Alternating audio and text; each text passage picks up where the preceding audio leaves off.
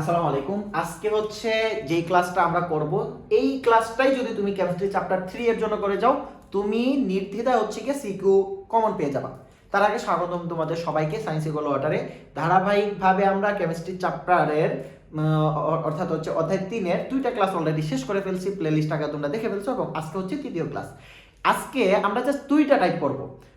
তার আগে আমি হচ্ছে আগের ক্লাসগুলো একটু ডিউরেশন বলে দিই, বা আগের ক্লাসগুলোতে কি কি আলোচনা করছিলাম। প্রথম ক্লাসে আমরা বেসিক থিওরি নিয়ে আলোচনা করছিলাম চ্যাপ্টার 3 এর, অর্থাৎ মৌলিক পদার্থ, যৌগিক পদার্থ, অণু, পরমাণু, তারপর ভর, প্রোটন সংখ্যা, এইগুলা। এবং দ্বিতীয় ক্লাসে আমরা দুই বিজ্ঞানী কথোপকথন না, দুই বিজ্ঞানী নিয়ে হচ্ছে গিয়া যা যা বিস্তারিত সবকিছু পড়ছি, সীমাবদ্ধতা, হ্যান ত্যান। এবং আজকে আমরা যেই বিষয়টা পড়বো জাস্ট দুইটা টাইপ। এই চ্যাপ্টার থেকে প্রশ্ন যদি করা, সেক্ষেত্রে এই দুইটা টাইপ থেকেই প্রশ্ন করে, আর বেশিরাংশে ওইদিকে হচ্ছে গিয়ে যায় না। আজকে আমরা যে বিষয় দুইটা পড়বো সেটা হচ্ছে আমাদের আপেক্ষিক পারমাণবিক ভর এবং গড় আপেক্ষিক পারমাণবিক ভর। আপেক্ষিক পারমাণবিক ভর এবং গড় আপেক্ষিক পারমাণবিক ভর। আজকে আমরা যেটা দেখবো সেটা হচ্ছে কি আপেক্ষিক পারমাণবিক ভর এবং গড় আপেক্ষিক পারমাণবিক ভর। আমাদেরকে জাস্ট যদি বলে যে আপেক্ষিক পারমাণবিক ভর নির্ণয় করো, তাহলে কি করব? আমাকে বললো যে একটা মৌলের আপেক্ষিক পারমাণবিক ভর নির্ণয় করো।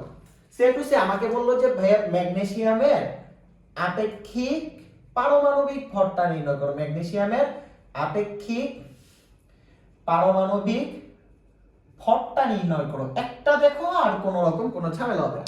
ঠিক আছে, আমি কি করব? স্টেপ 1,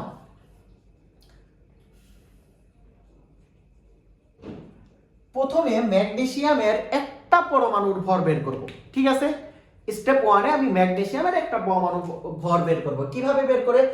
ওই মৌলের পারমাণবিক ভর ডিভাইডেড বাই অ্যাভোগাড্রোর যে সংখ্যাটা 6.02 × 10⁻23। তাহলে ম্যাগনেসিয়ামের ওই মৌলের পারমাণবিক ভর, ম্যাগনেসিয়ামের পারমাণবিক ভর কত? 24 ডিভাইডেড বাই 6.02 × 10⁻23। এটা কি ম্যাগনেসিয়ামের একটা পরমাণুর ভর। একটা পরমাণুর ভর আমাকে বলছে আপেক্ষিক পারমাণবিক ভর বের করো। স্টেপ 1 এ আমি ম্যাগনেসিয়ামের একটা পরমাণুর ভর বের করলাম। আমাকে বলছে আপেক্ষিক পারমাণবিক ভর বের করো। আমি কি করলাম? জাস্ট একটা পরমাণুর ভর বের করলাম। আমার এই জায়গায় হচ্ছে সুন্দরভাবে একটা আনসার চলে আসবে। এইবার স্টেপ 2 তে যে বিষয়টা করব সেইটা হচ্ছে গিয়া কি, সুন্দরভাবে একটু বুঝো। স্টেপ 2 তে যে বিষয়টা করব সেইটা হচ্ছে আমাদের এই সেম ম্যাগনেসিয়ামের একটা পরমাণুর ভর,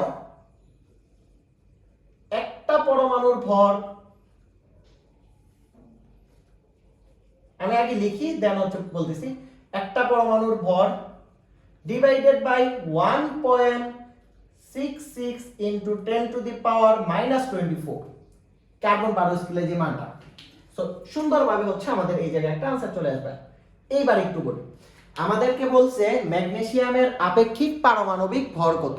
ম্যাগনেসিয়ামের আপেক্ষিক পারমাণবিক ভর কত? আমরা কি করলাম? স্টেপ 1 এ ম্যাগনেসিয়ামের একটা পরমাণুর ভর বের করলাম। ঠিক আছে, সো একটা आंसर আসছে।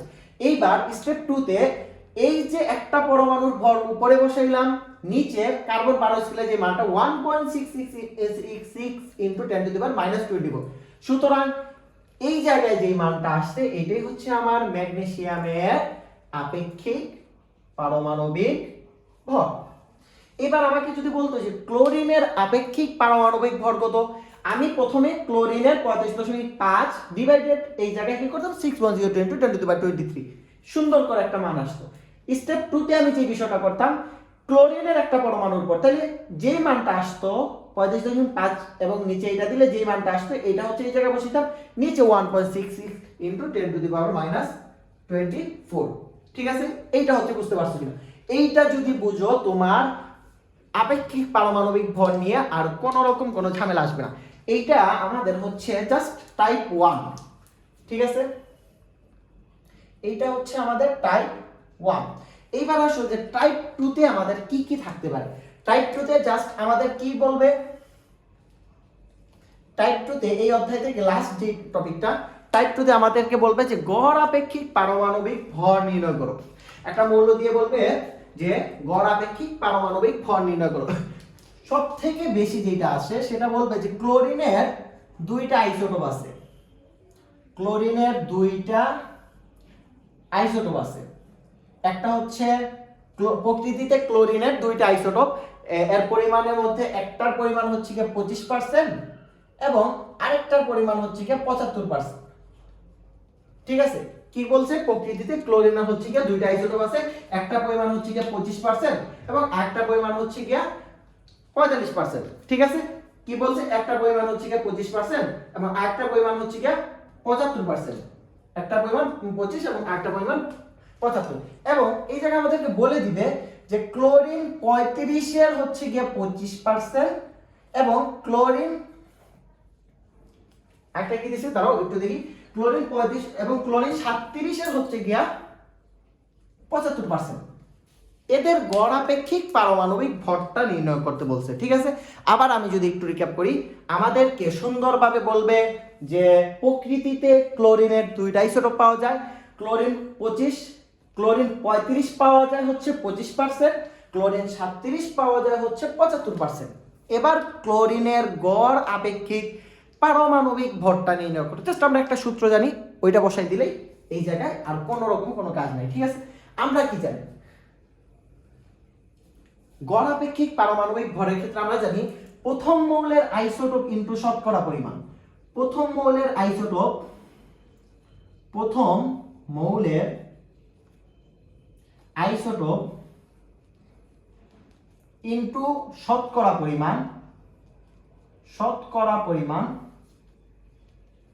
প্লাস দ্বিতীয় মৌলের আইসোটোপ, মৌলের আইসোটোপ ইনটু শতকরা পরিমাণ, শতকরা পরিমাণ ডিভাইডেড বাই 100। ঠিক আছে, ওকে। এইবার আমরা সুন্দরভাবে হচ্ছে কি মানটা বসাই দেব। প্রথম মৌলের আইসোটোপ কি আছে, প্রথম মৌলের আইসোটোপ ক্লোরিন 35, তাই না, 35 ইনটু শতকরা পরিমাণ কত 25 প্লাস দ্বিতীয় মৌলের আইসোটোপ কি আছে, দ্বিতীয় মৌলের আইসোটোপ আছে হচ্ছে কি 37 ইনটু পরিমাণ শতকরা পরিমাণ 75 ডিভাইডেড বাই হচ্ছে 100। এইবার দেখো आंसर কত আসে, জাস্ট এইবার দেখো आंसर কত আসে। সো এই রকম যদি আমরা জাস্ট এই যে ক্যালকুলেশনটা আছে এইটা হচ্ছে করে ফেলতে পারি, সেক্ষেত্রে আমাদের এই জায়গা থেকে আর কোনো রকম কোনো ঝামেলা থাকবে না। আমাদেরকে জাস্ট শতকরা পরিমাণটা হচ্ছে আমাদের কাছ থেকে চাইবে, অনেক ক্ষেত্রে আমাদেরকে একটু ঘুরাই প্রশ্ন করতে পারে, বাট এই কনসেপ্টটা যদি ক্লিয়ার থাকে এই চ্যাপ্টার থেকে কোনো রকম কোনো সমস্যা হবে না।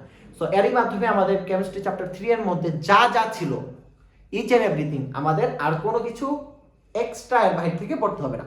জাস্ট যদি পসিবল হয় আমি আইসোটোপটা দিয়ে দেবো, আইসোটোপ অনেক ক্লাস আছে আমাদের চ্যানেলে, জাস্ট আইসোটোপটা রিডিং দিতে পারবা না, আইসোটোপটা রিডিং করে ফেললে আর কোনো রকম কোনো কিছু থাকবে না। সো বেস্ট অফ লাক, আল্লাহ হাফেজ, আসসালামু আলাইকুম ওয়া রাহমাতুল্লাহি ওয়া বারাকাতুহু।